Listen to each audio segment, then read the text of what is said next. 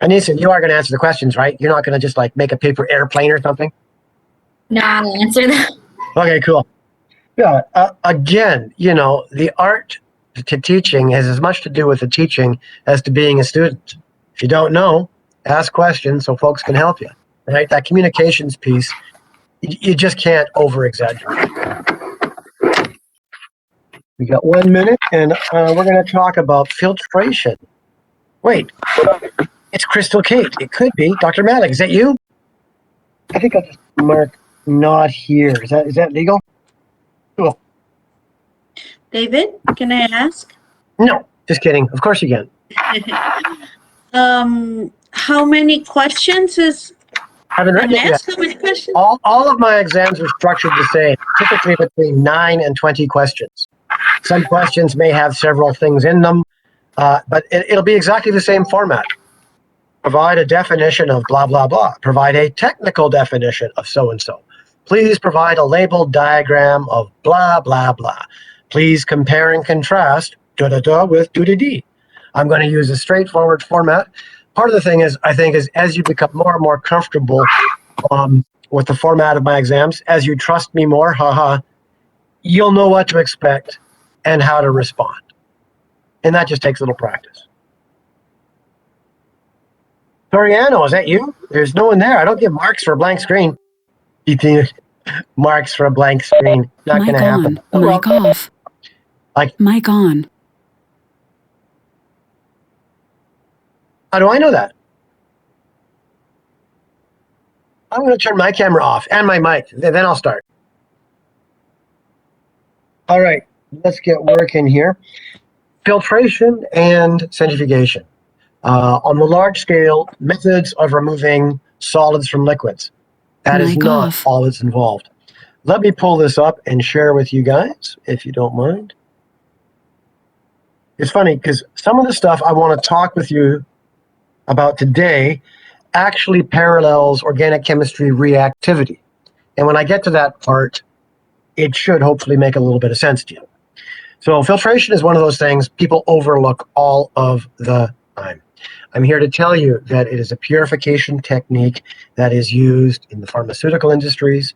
It is used in the organic chemistry synthesis industries. It's all over food science and food production. It's one of those things that's literally everywhere. You might even be doing, for example, microfiltration when you're filtering things that cannot be heated to sterilize them. Certain bacteriological media, you can't just put it in an autoclave and heat it. You'll destroy the components. Therefore, using filtration in a sterile container is the way we get around that. It's done everywhere. There's a few basic ideas. None of them are hard. I want to introduce a few concepts that I'm pretty sure you don't know. So let's get on to this. The simplest, easiest thing anybody could do, even I could do this, is to take a conical filter and put it in a funnel. This is the way many people make coffee. Anybody here ever made coffee with a filter? None of you drink coffee. Look at you lying. Wow, that's impressive. You guys lie so naturally. Have you thought of teaching by any chance? I'll try that again. Any of you ever made coffee through a filter? Yes. Yeah, I thought you might have. That is the crude thing. That is the lumps, solid bits are held back, and the liquid flows through. The trick with filtration is there's a whole bunch of little infinite shades of that activity that you don't actually see. I mean, for coffee, it's easy, right? The particles are giant-sized. It's not hard to remove them. In this case, conical type filters are basically the cheapest thing you could possibly buy. They're cheap, they filter. They're not terribly accurate with respect to the size of the holes. And by the way, new term for you guys. We don't just, what's this here? Oh my God. For some reason, I've got to try to get this thing to let people in. Come on. There's one.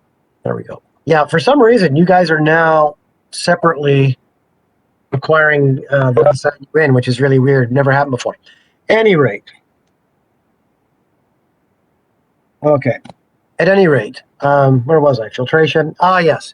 We don't just call them holes. They could be referred to as pores. Typically, when we're trying to describe a filter, what it can hold back, we describe, get your pens ready, MWCO. Rim, you're late. I'm so angry. However, I like the hair thing. That's cool. Okay. MWCO, molecular weight cutoff. Molecular weight cutoff. That means things above that value should be retained by the filter. Things below the MWCO, molecular weight cutoff, should pass through. Granted, they could be sticky or other complications, but in an otherwise perfect world, the molecular weight cutoff is the known measured pore size. To get a more accurate molecular weight cutoff, you pay more money. Those are called membrane filters, and because you're basically paying that they are literally guaranteed to have a certain size of hole, you pay more money. So the student grade, which is insulting to students, I think, is the least expensive, but will hold back large objects. Other things, limited volume. This might work for a tiny sample on a benchtop. This is not going to be how you make a pharmaceutical. It's just, the scale is so tiny. One up from that is extremely common in laboratories is the Buchner funnel. You guys can see this diagram? I'm not just like waving at the screen. Hello, screen. Buchner. It is spelled Buchner. You know how I know that? I read it in a book. It's as funny as I'm going to get. For God's sakes, I'm teaching organic running. So the way it works, have you guys all worked with these? Because this morning group, not many had. This is a ceramic sort of filter housing. It's got a rubber stopper and the bottom goes through. This is an Erlenmeyer flask with a little arm. There's a vacuum flask.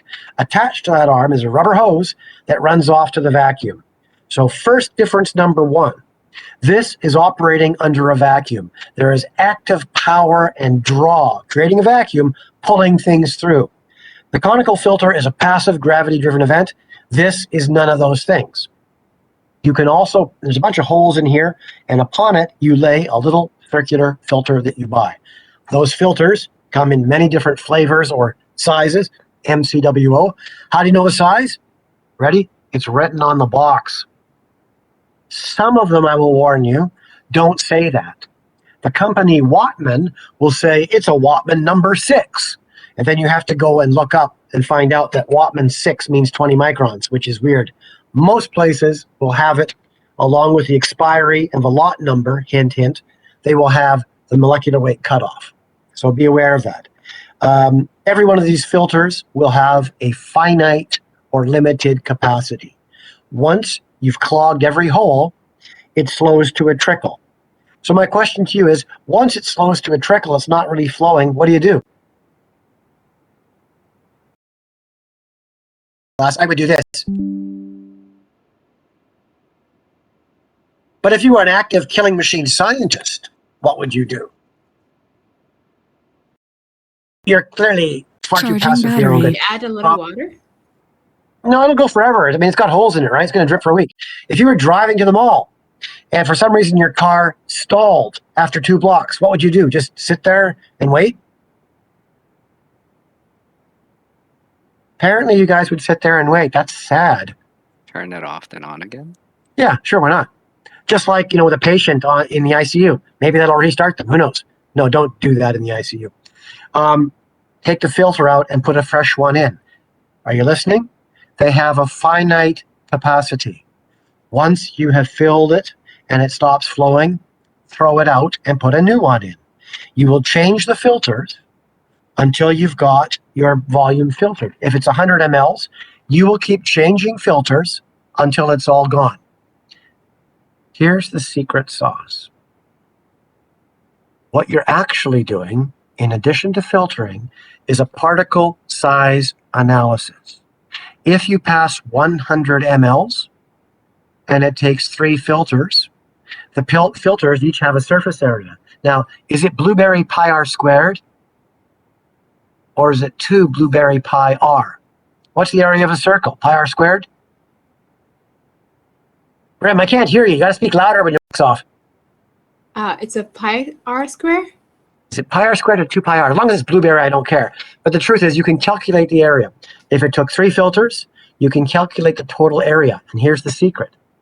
100 mLs divided by the square centimeters, the surface area, tells you how much filter of that size you need per ml or per liter. You've got a relationship between the volume passed and to surface area. This is one of the very few areas in science where the tiny benchtop numbers will expand the full industrial production, and it's almost 100% accurate. It's remarkable how accurate. The other thing is, if you pass 100 mLs through a 20 micron filter and half of it doesn't want to go, half of it stays behind, you're saying that half of the material in here is probably bigger than 20 microns. It's not super accurate, but it's much, much, much better than guessing. So you're getting a surface area that tells you how much filters, for you engineers out there, if you want to be a chemical engineer, how much filter area do you need? And it's also telling you an approximate particle distribution analysis, the sizes of the things. And if you were to do a particle distribution, I would take a whole bunch of filters. 200 microns, 20 microns, 2 microns, 1 micron, 0.1 micron, and I'd filter this stuff. And I'd want to find out how much went through each size of filter. And by doing this, you can bracket the different sizes of particles that are able to go through. Now, you guys haven't used Buchner funnels before? If you do use them, please clamp them. They're easy to knock over. This ceramic part of the Buchner funnel is pretty heavy, and we don't want to be slopping various things around the lab at any point in time. If it clogs, change it. Your job isn't to sit there watching it drip. It'll drip forever. It's got holes in it. Alrighty. Particles. And this is here, but I want to remind you that we don't just filter and centrifuge to remove solids from liquids. I'm going to talk about these particles, but you can also separate liquids that have lower solubility from higher solubility liquids. It's that good. Particles. The regular particulate size is in the macro range: sand, air, marbles, etc. The micro range, we start to get yeast, and then if we keep going down lower, in microfiltration, we get bacteria. The molecular range is tobacco smoke. Ultrafiltration, we can hit viral particles. And finally, we get down to nanofiltration, pesticides, individual chemicals. And then if you want to purify water, for example, salt water, you would use reverse osmosis, which is a type of ultrafiltration. This is the way Israel and Saudi Arabia and many Middle Eastern countries make drinking water from salt water. Large, continuous ultrafiltration units. It's a big loop that runs through filters, and it pushes out through very small holes all sorts of ions, like the ions found in seawater. This goes on all the time. It works great. Just saying. In Manitoba, we're not so worried about the water so much. Centrifugation is something you've done. So I do have a question for you guys. Have any of you, on purpose or by accident, once a year, ever done laundry? Gio, I'm looking at you. Yes, I've done laundry. More than once a year? I just did it today. Yeah, I figured, I guess you have to sooner or later. But so here's the deal. You know that cycle where it starts getting louder and you try to lift the lid because you're impatient and it won't let you lift the lid? That is centrifugation, the spin cycle. You're holding back the solid close, you are passing the water. The difference in a scientific level is the velocities involved, which are enormous, and what we describe as the G-forces, or relative gravities of force exerted. Obviously, your washing machine is not going to separate molecules, but it might separate sneakers, tennis balls, or whatever other weird stuff you had in your pockets. The idea behind centrifugation is real easy. Stuff gets forced to the bottom of the tube. That's the pellet. The semi-solid, it could be solid, it could be a more viscous liquid, and the greater fluidity liquid is the supernatant. Just by looking at that, I can see we have an angular pellet. That says to me we used an angled rotor centrifuge, which I'm going to talk about. So easy peasy. Let's go down a little bit here. This on the left, hopefully you can see it, is a fixed angle centrifuge. You'll notice these have a slight angle.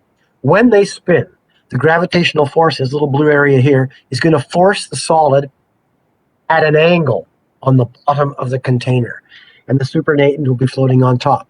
How does it work? First of all, you might want to write this down. Anytime you centrifuge, you can never centrifuge a tube by itself.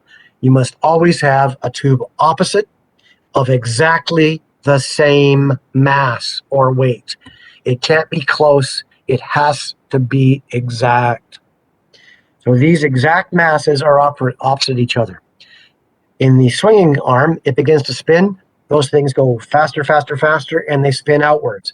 So as they spin in a completely 90 degrees horizontal fashion, you get solid 90-degree linear pellets on the bottom. So then you got your pellet, got your supernatant. Where you'd see this is in cell biology, where you're separating cell lysates. Maybe you're looking at cellular components. Maybe you're lysing nucleus. All sorts of variants of that, depending on the conditions. You put them in, and I cannot overstress this, two balanced tubes of the same weight, that is mass, directly opposite each other. If you do this wrong, these can break and fire out of the centrifuge. If they're made of glass, they can fire glass. True life example from one of the companies I worked at. We were using 1 liter bottles in a big industrial Sorval centrifuge, and somehow the guy that day didn't balance them. One of them broke. It fired through the titanium casing. Titanium casing, yeah, you know, the things they use on tanks, military tanks, fired through that, fired through a half-inch steel plate, and drove itself into a cinder block wall. If someone was standing there, they'd be dead. In the lab, they're smaller, but the G-forces involved are identical. They're moving that fast. I used to keep in the lab for years, but we needed the space, I got rid of it. One of the older units where someone had not balanced it, and a piece of glass broke and fired into the hardened casing, and you could see this huge lump sticking into the stainless steel by a little tiny piece of glass. Please balance these. The same, you know, I mean, it's exciting not to, but it's also kind of dangerous. Also, these things are expensive. Alrighty. When you're doing tiny samples, for example, molecular biology, one of my favorite courses, the samples become so small, 10 microliters, 1 microliter, you have to use dedicated devices. This micro-sized centrifuge is cleverly called a microfuge. They can go 1,000 RPM, they can go up to 10,000 Gs. It's a little tiny, very adorably cute desktop or benchtop centrifuge unit. And the tubes themselves are maybe this big. So here's a tip. When you're working with volumes on a molecular scale, they become so small in cell biology, you will literally lose the pellet. I know you're thinking, but it's so tiny in there, how could I lose something? They're translucent, they're crystal clear, and they're microscopically small. What you do is these little tubes have a hinge. You always place the tube into the microfuge with the hinge pointing out. Why? When the spinning is finished and you've poured off the liquid, you can look underneath the hinge, and straight below it has to be the pellet. Otherwise, it could be anywhere in there. And although it sounds easy to find, I have had many hundreds of students go, Dave, my sample disappeared. I go, how could it have escaped from a tube? The tube had the lid on. And we go in there and look and eventually find it. But if you're doing 500 a day, you probably don't want to waste time going to your supervisor and telling them that yet again you can't find that. So please put it so the hinges are out, or put a small dot on the bottle with a felt pen and aim that out. And that will orient you to where a microscopically small sample always is. Are you guys okay with that? Differential centrifugation. Allow me to introduce to you the word in biomolecule and organic purifications. If any of these methods say the word differential, they mean that something you're doing is going to separate things. It means you're making choices and conducting an activity that allow you to purify, separate, or otherwise alter the composition of something. The word differential has a loaded meaning. Differential centrifugation, in this case, tissue homogenate is my example. What you're doing is altering the conditions to separate different things. This is a crude example, and I'll extrapolate on that in a few minutes. If you look here, 3 kinds of balls, orange ones, yellow ones, red ones. Are any of you colorblind and don't know it? You wouldn't know. How could you answer that question? Come on, get serious, Ronnie. Although my friend did mention on Saturday that there's these colorblind shirts that insult colorblind people, but nobody can see them. not very kind. So here's where we go. We've picked 1,000 Gs, 10 minutes, and we discover by experimentation that the largest particles have disappeared. We can't the supernatant, and we have isolated the largest component. Crude example, that's the idea. We use that mixture going forward, only the two components. We hit it at a higher spin speed, and it can separate a second component, leaving us with a purified component. So here, my friends, is the secret sauce. It's obvious that we can validate and optimize these things both for the rotation time and for the G forces that are applied. We can spin it harder and we can spin it longer. The combination of those two things will impact different dissolved solutes differently. But here's the secret sauce as an organic and biochemist. Are you listening? Grim, when are you scheduled to have your hand removed from your cheek? I know, it's just like that. I'm a total jerk. Here's the way you guys drive this process.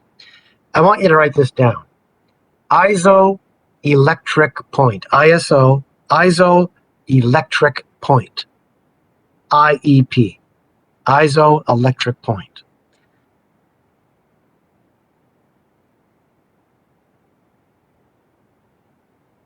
Easy thing, big concept. Let's get this through our brains. The IEP, isoelectric point, is the point on a molecule, ready? Where it has zero charge. It is a pH value at which all the charges on a molecule cancel each other out. The net charge is zero.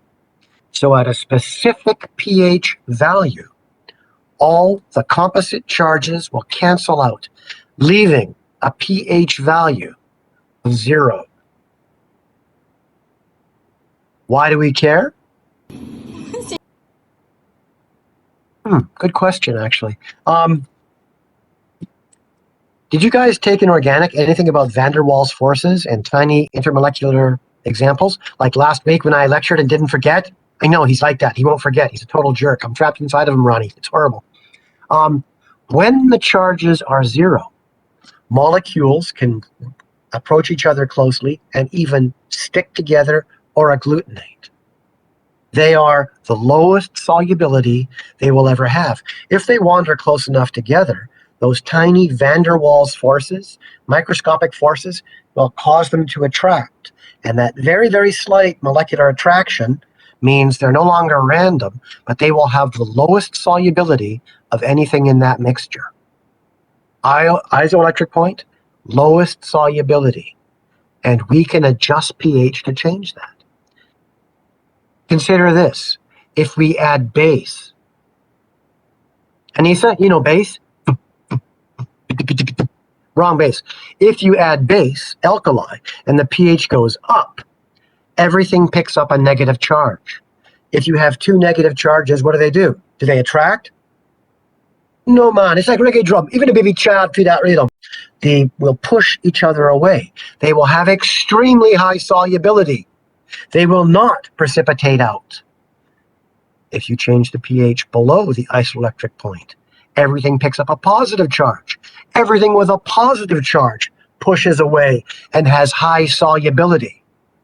So, if you know the isoelectric point of something you want to remove, and you adjust the pH to that value, it will be able to be centrifuged out of solution, preferentially over everything else that is above or below its isoelectric point.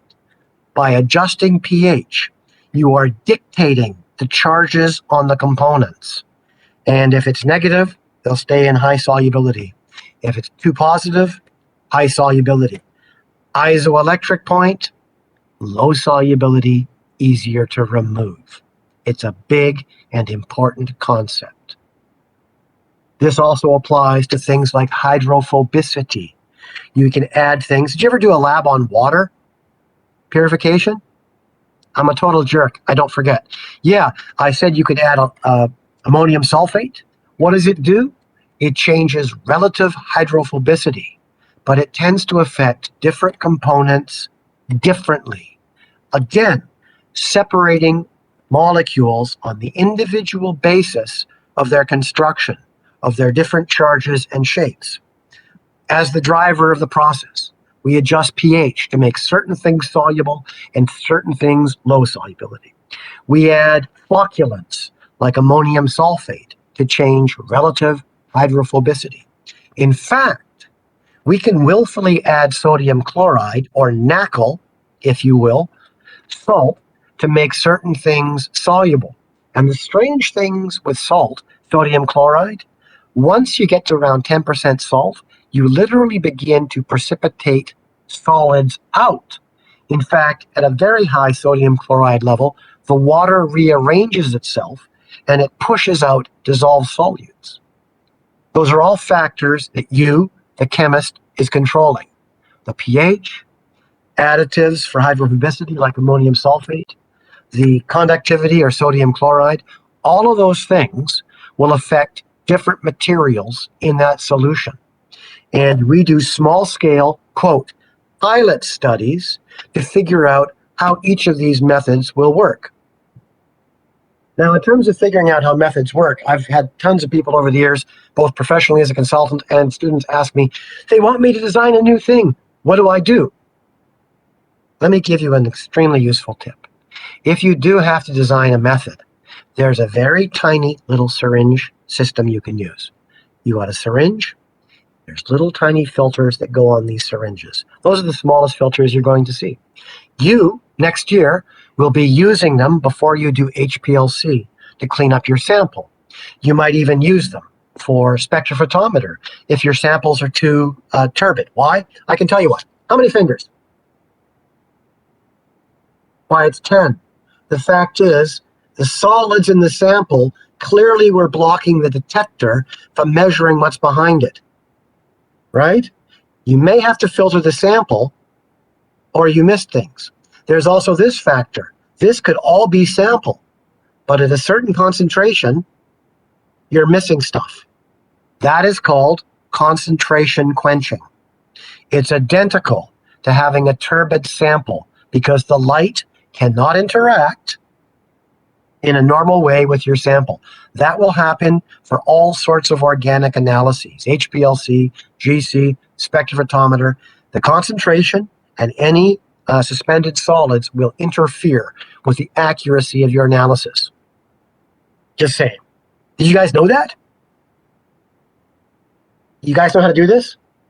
It also is like this, a spider on a mirror. That's kind of cool too if you feel like it. All right. Questions or thoughts? Remember, you're driving the process. Any idiot can make coffee pouring stuff through a filter. We've got that figured out. The finesse is altering the properties of the things dissolved in there through adjusting pH to make them neutral or to have a charge, by adding things that change hydrophobicity like ammonium sulfate, by adding salts, etc. Now, if you are asked to come up with a method, they sell, ready, method development kits. A method development kit for these things is a series of little tiny filters that fit on a syringe. And when you buy that kit, and some companies will just send it to you because you're going to buy lots of product if it works, some of them will have different pHs. Some of them will have an amine group attached. Some might have a carboxylic acid group. They're all charged or loaded with something that will separate on a particular molecular characteristic.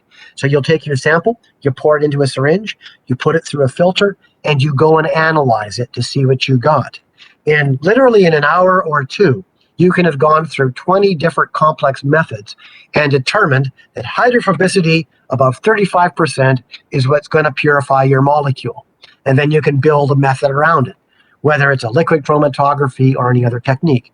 But a method development kit is effectively just filtration, a little syringe filter, and specialty filters that you screw in and push the liquid through and analyze.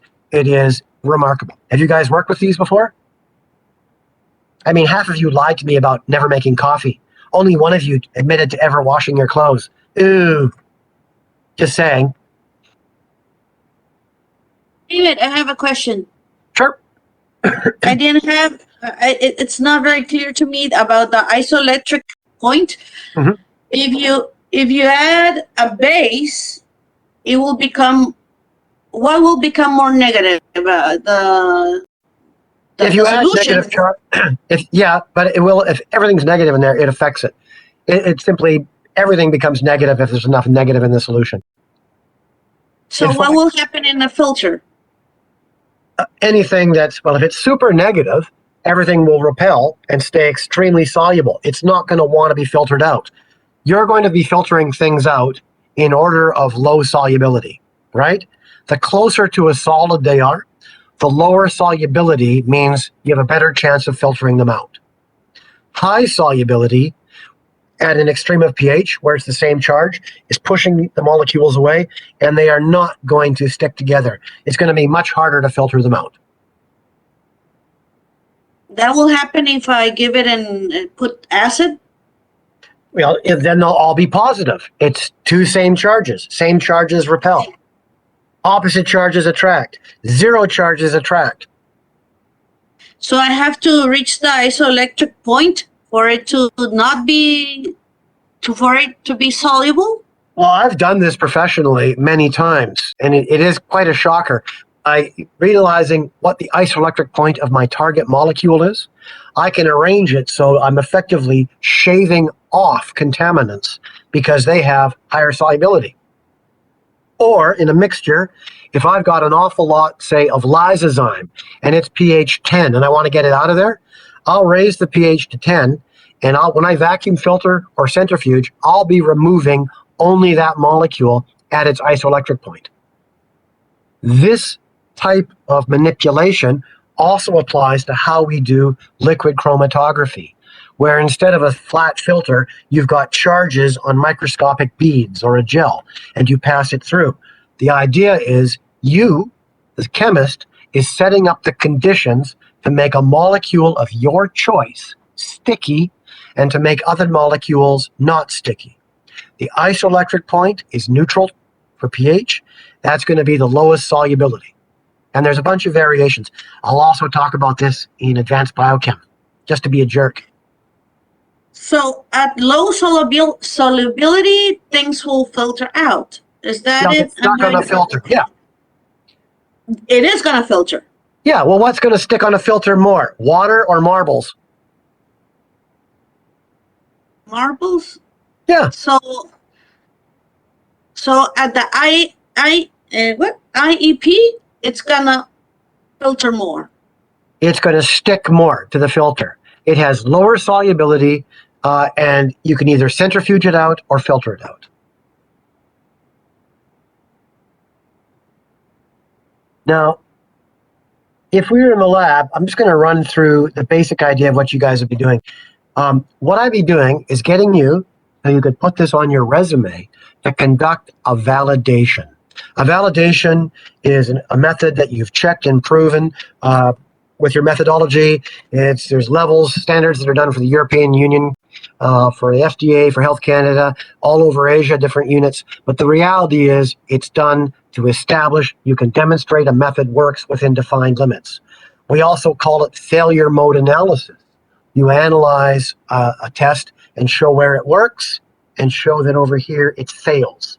And so when I audit you, you can say, we've demonstrated, Dave, that it works between pH 3.6 and 4.7. And you show me the graph, you show me where you tested and it failed, and where it works, I believe you. In this example, you're validating two things. You'd be validating centrifugation speeds. You would take different samples of the same material and centrifuge it at different speeds. Then you'd validate that, pick the number, 80% centrifugation was achieved at 3,000 RPM. Okay, fine. Then you would take that same solution in different tubes, and then you'd spin it at only 3,000 RPM, but for different lengths of time. And you would validate 3,000 RPM was the optimal speed for that molecule. And you would validate that, in fact, surprisingly, after 3 minutes, almost everything had dropped out. As an engineer, a process engineer, I've gone into companies where they're spinning something for 2 hours. And I always go, can you show me your validation data that it takes 2 hours to spin that out? They'll do the studies, and over again, the stuff's spun out in 10 minutes or less. And they go, Oh, I guess we should have checked that. Yes, you should have checked that. Validation is you look at your methods, you question what you've done. The answer that we've always done it this way is not the correct answer. And he said, I can see you're looking for that answer. It's not the right answer. Don't even go there. So you're validating, that is, proving where it works and where it does not work. In the centrifugation, you'd be validating time and speed. Guys all right with that? Lulu, is that making any sense? Or are you just drawing airplanes again? Nice. Yes, it makes sense. All righty. Second piece to remember is that whole particle distribution analysis. If you take a sample and you pump it through, let's say, 10 mLs, 10 mLs, 10 mLs, each one through a different size filter, okay? And if you measure the total volume of all the filtrates, let's say it was 100 ml, you can go back and say, oh, 50% of what passed was bigger than 20 microns. Oh, look, 15% of what passed was between 20 microns and 8 microns. You can literally establish a particle distribution based on the filtrate volumes. I mean, granted that you're buying filters that actually have validated pore sizes. This only works if you have legitimate molecular weight cutoff. Don't use student filters. They're like made of newspapers or something. Also, by the way, don't filter your coffee through newspapers. Just a tip there. Ronnie, don't ask how I know that. It's not good. All righty. Well, a couple questions for you guys. No questions? This is a microtube with a little tiny adorable lid on it that you flip over and close. Question for you. What is microfiltration? Great lab exam question. Differentiate between microfiltration, ultrafiltration, blah, blah, blah. I'll let you look that up. You guys do know how to use the PlagiarNet, right? PlagiarNet? Yes. Yeah, the difference between plagiarism and citation, as a professor, I cite where I got my information from. For some reason, that's legal. If you take that same information and don't put their name on it, that's plagiarism. Weird. Just telling you how academic publication works, folks. What level of filtration is required to move viral particles and bacteriophage? Bacteriophage being obligate parasites of bacteria. It's tiny. For example, the N95 mask removes 95% of particles that are greater than 0.3 microns. COVID is 0.1. COVID always comes out as a fume aerosol that is attached to microscopic water droplets. And in fact, that 95% filtration is actually removing 99.99% of the particles because you're not breathing dust unless you're old like me. Rim, you're not breathing dust, are you? You're like still a viable human? Right. So that will work, usually. Name 3 industrial scale filtration manufacturers. Why do I say this? This filtration stuff is done on an enormous scale all over the place. My company would go through a pallet of filters every morning. We would filter 3 reactors of 20,000 liters down every morning. So in fact, these companies are important. They will help you design methods. Why? Because you will end up buying their product. So strangely enough, there's sort of a give and take or an interaction between these companies and people doing research. I've often phoned them and said, send me a method development kit. I might want to use your filters. And they just send it, right? What is ultrafiltration? This is a big concept that we won't talk about till later, but you need to know it. You're likely to see this in a bunch of places. This is done in industries everywhere. When you buy concentrated orange juice, it's concentrated because it's expensive to ship water. Ultrafiltration is a pump and a loop. And that loop is pumping under high pressure, usually 5 psi, through a long tube. That tube has microscopic pores of a defined size. As this stuff is circulating under pressure, through those pores, it starts to push out water. It can push out water. Bigger pores can even push out small molecular contaminants. In the case of orange juice, they pump out water until you get that thick paste that goes into a can that people sell. Ultrafiltration technology is all over the pharmaceutical industries, the food industries, the chemical purification industries, agriculture. These are common technologies. So ultrafiltration is a continuous loop, large scale too. This is, we'd have a bank of 20 of these things from floor to ceiling, and they could reduce 20,000 liters to 200 liters in 3 hours. So you're talking about a huge industrial capacity. Why would you use it for pharmaceutics? Easy answer. You've got interleukin used for cancer therapy. It's an incredibly low concentration. To get it into a functional concentration, we're going to pump it through an ultrafiltration membrane, remove the water, and put it down into a much higher concentration that we can work with. An easy way to purify your diluted samples in the lab is through ultrafiltration. Just saying. People are going to walk in and hand you a sample with almost nothing in it. It's hard to analyze. It's too dilute. To concentrate the samples, we use ultrafiltration. There's more. There's a way to wash a liquid with stuff in it using water. That same system is spinning around and it's pumping stuff continuously through the ultrafiltration membrane. Whatever the size of the pores or holes are in that membrane, those molecules are passing out. You could even set it so certain proteins pass out and you're purifying those proteins. Here's the catch. If you continuously add water so that even though water's leaving, you keep adding more fresh water, over time, you're literally cleaning out that mixture with water and washing out all small contaminants. That process of adding water to an ultrafiltration system is called diafiltration, D-I-A, diafiltration. It can remove all sorts of molecules, and I've used it to great professional benefit for a whole variety of different organizations. It is a non-chemical way of removing contaminants. Think about that. You want to make injectable drugs? Can I see your list of additives? Water is a pretty good answer, as opposed to xylene, cyanates. Those are not good answers. We sold an awful lot of our products to the European Union because the only things they'd ever seen was a change in pH and ultrafiltration membranes. With ultrafiltration, you can push out, with your first run, small contaminants and collect them, get rid of them. With the second run, you can push through your product, your target molecule, and hold back big contaminants. You can do staged molecular weight bracketing by using multiple ultrafiltration systems. Done it many times, it works like a charm. And so it's a way of purifying things without ever using chemicals. It has huge advantages and it's not very expensive. Remember this when you're in the lab and folks need to concentrate their stupid diluted sample.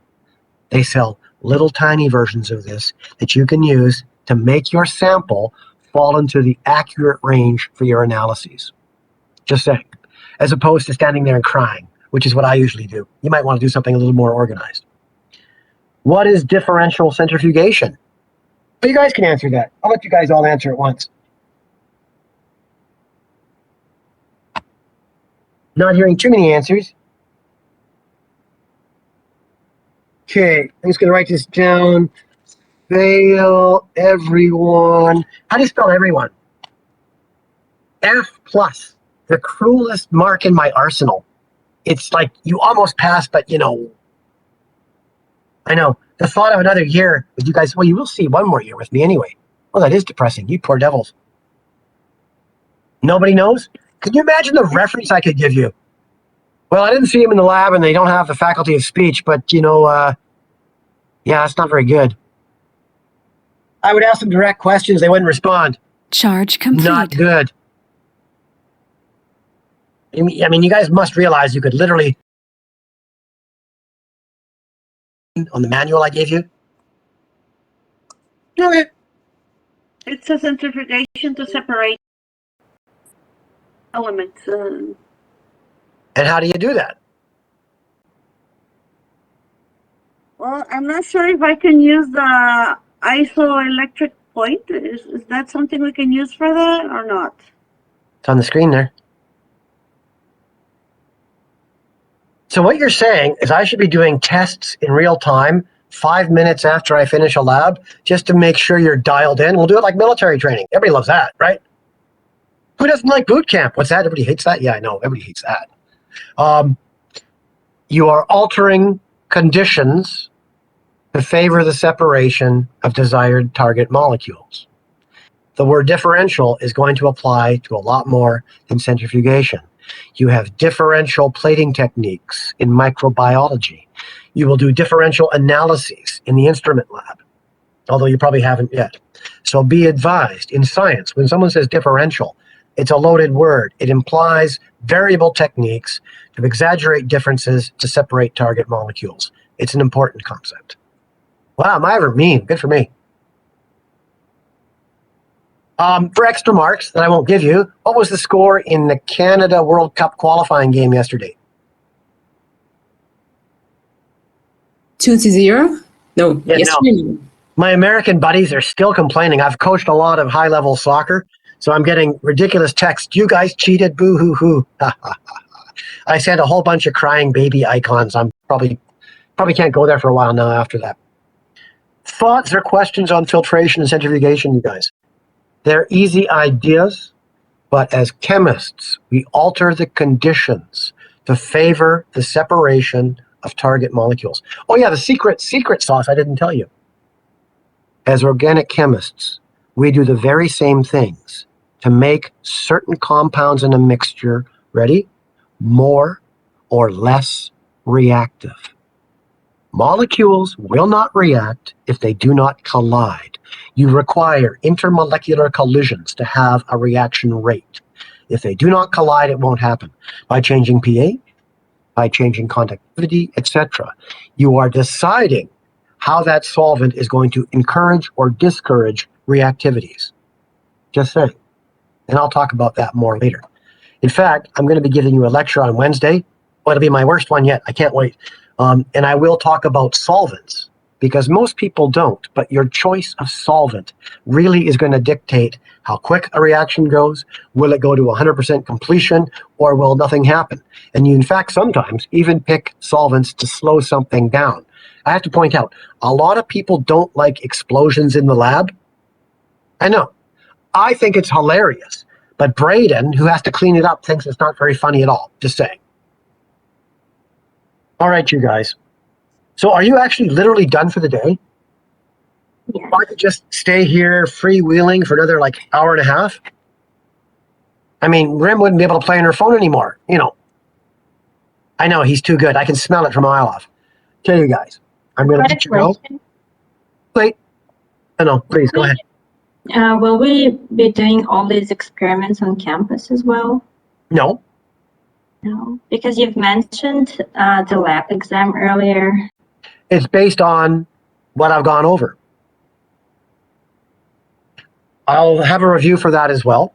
I've timed it so the labs will finish way early, and you'll be doing a written exam that won't be as long as your other exams. And you'll do perfectly well. I'm sure you'll do just as well as your participation mark. Sorry, just choking there on my own bile for a second. Yeah. I mean, eventually, sooner or later, you're going to have to talk to me. I mean, it's quite horrible for you, but that's just the reality of how life works. It won't be hard. My exams are going to be absolutely straightforward. There'll be no surprises. Thank you. Unless I'm lying, and I really don't like that. The thing I'm going to talk to you about next week, I know you take communications, but I want to give you the absolute no BS way this works. I want to talk and make sure you understand compliant lab records. This is the thing people pay money for. I've had to go into labs where PhD medical doctors are doing good work on cancer, and to tell them that this is all great, none of it counts. It wasn't documented properly. It's not under Health Canada, FDA, or European Union standards. It all has to be repeated by a professional laboratory. And a lot of people take offense when you tell them it's not professional. Professional means it was documented well enough that you can trace it, that you can prove it, that you can back it up, and everyone else can see that. There is no exception to how these things are done. Good news. It's unbelievably easy to do it right. Probably one of the failings of the educational system is to not teach people up front in science how to do this legally. I am going to bore you even more by telling you how to do this. You need to understand it, and it needs to be all over your resume. I've had my graduates get picked over masters and PhDs because they can do this. If you can do this well, I've had lots of people go literally on their first co-op and have to train people in an organization, which sounds weird, but it won't be when you see them writing on their lab coat, writing on scraps of paper. Dr. Kong, you wouldn't write on a scrap of paper. Oh, you would? Yeah, I know. We can't do that. So in order to make it legal, there's a series of rules that are applied, and I'm going to go through the absolute legal minimum. Not hard, but I swear you need to do this, and you have to make sure you understand it and express it very, very clearly on your resume. This is something people pay money for. Anybody can get a scientist. If you got a scientist who can make your work legal, that's a real bonus.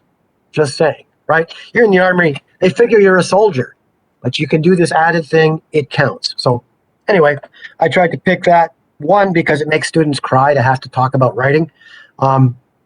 You guys do this in your communications course, by the way? I understand you sold elevators or something. What else? You haven't done these books? The communication Not Yeah. yet. Not yet.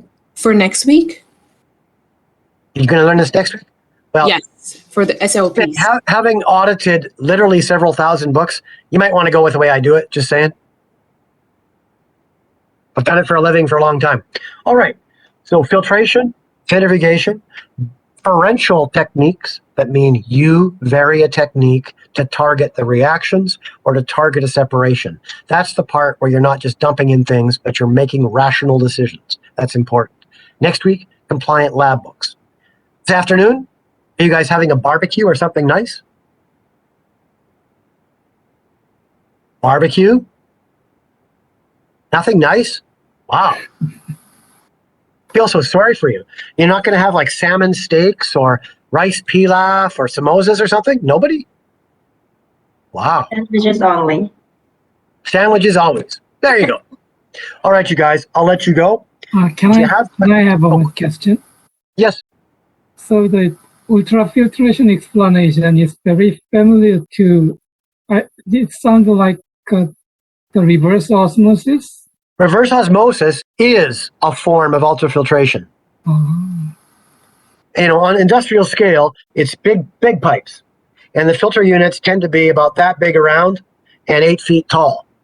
So they're passing enormous amounts of water through millions of molecular weight cutoff pores. And you can buy those filtration units in all sorts of different pore sizes. So you can be incredibly specific in separating molecules from mixtures. I've done this as a consultant many times. I've done it in many companies. It is incredible how well it works. Reverse osmosis is removing, the carbonate from salt water, from seawater, right? It's easy, but you can also do all sorts of organic purifications, and it's clean. Like I said, those membranes will last a year. How tough are they? Those are the same membranes that they use to clean bilge oil in ocean tankers. They can pump thick, viscous oil. So you're buying a piece of lab equipment or industrial equipment that is really robust. In terms of dollar value, it's completely nuts. I can pump 10 million liters through that thing before it gives out. Good business. All right, you guys. Salmon steaks, barbecued nicely, maybe with a nice sauce. Wait, I is have there a one more question? More questions? Go ahead, Jim. You can go first. No, go ahead. I'm being redundant Oh. here. Go ahead. Maybe you guys should have a fight. So will we be doing anything on campus soon or no? Not with the COVID the way it is, no. Oh, it's because I think with applied microbiology we would be doing some things like in February. Yeah, I think it's wrong. I've taught pandemic epidemiology for universities for years. The province of Manitoba, my research group is working on nothing but COVID variants right now, just so you know. Things you don't know about me. The province is hiding the numbers. They're bragging they've reduced the PCR testing. They've reduced PCR testing by cutting off the testing. The rapid tests do not work in the hands of civilians. No civilian I've seen takes a swab and pushes it up far enough. They just don't do it. It also has a narrow threshold of accuracy where you have enough active viral particles to enumerate, and most people don't do it. Its failure rate is currently 80 to 85% on the rapid tests. The real numbers we are tracking now through the wastewater at the City of Winnipeg plant. That's how we're tracking it. The data you're getting from the government is not accurate, not by a stretch. We're in the middle of the peak right now. I expect it to peak over the next 3 weeks and still be in high levels. Meantime, the U.S. Army is working on a new vax that's going after the Omicron variants, including the new BA2 variant. You guys familiar with that? Two variants that are out are BA1 and BA2, and they've got a new vax that will deal with the BA2. What's going to happen is we are all going to get a variation of this, but we're not all going to get it at the same time, and it's not going to be very severe. That time is not now. What's going on right now, though, is we're killing between 10 and 20 people a day. There are 900 people in the hospital more than the capacity can handle. So routine surgeries that take a year to 2 year wait are now on a 20-year wait list. So, Gio, no, not your fault, but I'm just saying, you asked a guy who actually works in it. I'm just telling you, I have lots of friends who work in the ICU and work in the medical field. It's a disaster right now, unfortunately. Don't worry, I'll make you suffer in the fall. If you don't think I can make you suffer per unit time, sir, rest assured. Note to self, kill Gio. Okay, or send me a memo or something. Thank you. On the other hand, although it may not feel like it, I can talk into these topics with you in a much greater depth than you would get in the lab. You'd have poured things through a flask, you'd have run the spec, but you would never have me talk to you at this level of detail. Right? I'm just saying, one's got to give. H2, you had a question? Yes, it's still about the isoelectric point. When we reach the isoelectric point, the van der Waals forces come into play. And the All others... sorts of forces, yep. Well, if molecules get close enough together, the microscopic charges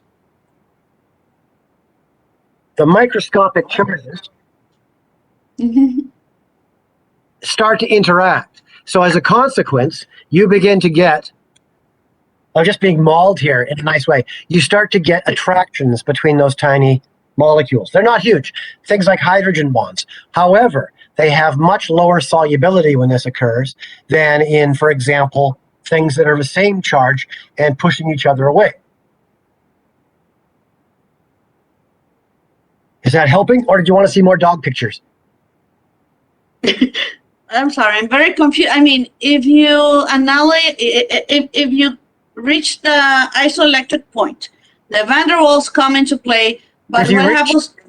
If you reach the isoelectric point, the overall charge of an entity is zero. It could have localized charges, but when you add them all up, they work out to be zero. So the molecule is not strongly positive, it is not strongly negative. That means out of everything in a mixture, it can wander together, and if they get close enough, they'll start to stick very loosely. They're not becoming a solid. They're not precipitating out or agglutinating. They are simply having lower solubility. However, things that are away from their isoelectric point, if they're alkali, they all become a negative charge, they repel each other, they stay in solution. They stay as far away as an area determined by the size of the charge. Likewise. So they filter. Sorry? So they're going to filter down. That's what I'm trying to understand. What's going to happen in the filter? Yes. Things that are highly soluble, for example, away from the isoelectric point, will filter out.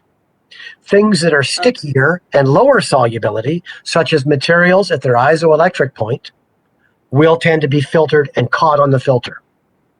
Because of the van der Waals dispersion forces. And also because they're simply not pushing each other away.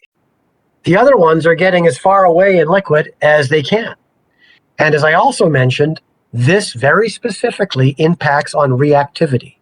For any reaction to occur in organic chemistry, inorganic chemistry, biochemistry, molecules must collide. If molecules are way off in solution and not coming near each other, they're not going to collide.